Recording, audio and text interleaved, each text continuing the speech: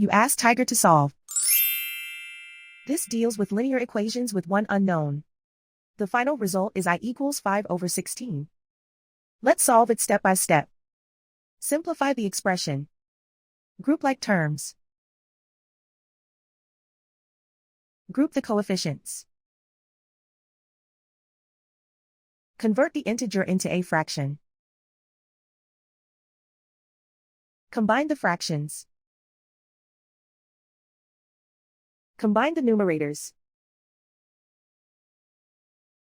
Group all constants on the right side of the equation. Subtract 2 from both sides.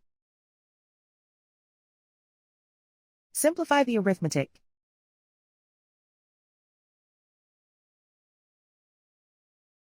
Isolate the I. Multiply both sides by inverse fraction 5/32. Move the negative sign from the denominator to the numerator.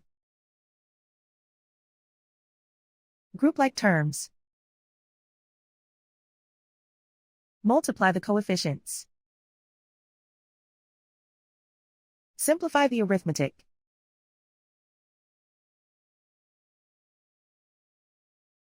Move the negative sign from the denominator to the numerator.